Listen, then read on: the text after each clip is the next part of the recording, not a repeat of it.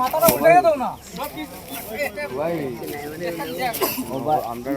আরে উঠবে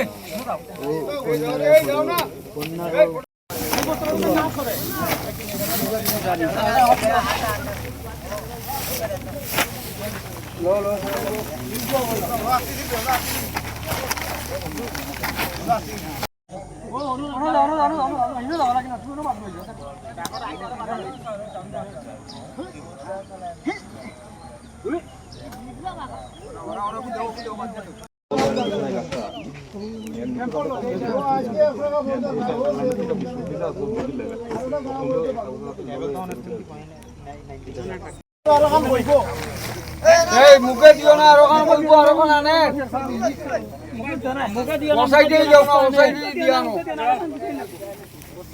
লাটিয়াপুরা এই বিওপি গেটের সামনে ও কিছুদিন আগে এখানে একটা এমআই এর মেশিন বসানো হয়েছিল।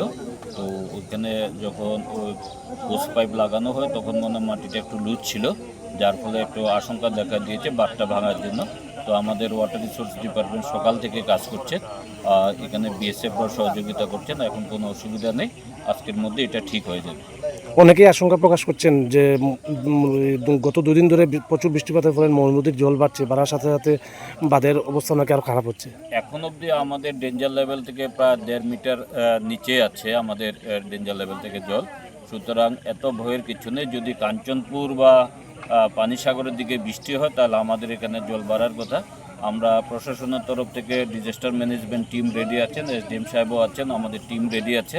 সুতরাং ভয়ের কিছু নেই। যদি ওইদিকে কাঞ্চনপুরের দিকে আপ হিলে যদি বেশি বৃষ্টি হয় তাহলে জল বাড়তেই পারে। আমরা প্রশাসনের তরফ থেকে সব ধরনের প্রস্তুতি নিয়েছি। ভয়ের বা আশঙ্কার কিছু নেই, বাঁধ ভাঙবে না। বাঁধের কাজও চলছে, মেরামতির কাজও চলছে। আমাদের ওয়াটার রিসোর্স, এসডিএম, আমরা সকলেই আছি, সাথে বিএসএফরাও আমাদের হেল্প করছেন। কোনো ভয়ের বা আশঙ্কার কিছু নেই। কৈলাসহরের পাশাপাশি গোটা 59 জেলায় কি এমন কোনো খবর রয়েছে জলের তার কারণে বাড়ি থেকে বেরিয়ে গেছে? কিছু বাড়েনি, তবে আমাদের কিছু কিছু বাড়িঘরে তুফানের জন্য বা যে স্টর্ম হয়েছিল এটার জন্য কিছু বাড়িঘর ক্ষতি হয়েছে। তো আমাদের সাব ডিভিশনাল ম্যাজিস্ট্রেটরা ফিল্ডে ইনকোয়ারি করছেন, আমরা দেখছি কত ড্যামেজ হয়েছে। কিছু কিছু বাড়িঘর পার্শিয়ালি ড্যামেজ হয়েছে, কিছু কয়েকটা বাড়ি ফুললি ড্যামেজ হয়েছে। আমাদের টিম আছে, ফিল্ডে কাজ করছে। শেল্টার হাউস কি খোলা হয়েছে? না, এখনো কোনো শেল্টার হাউস খোলা হয়নি, কিছু করা হয়নি।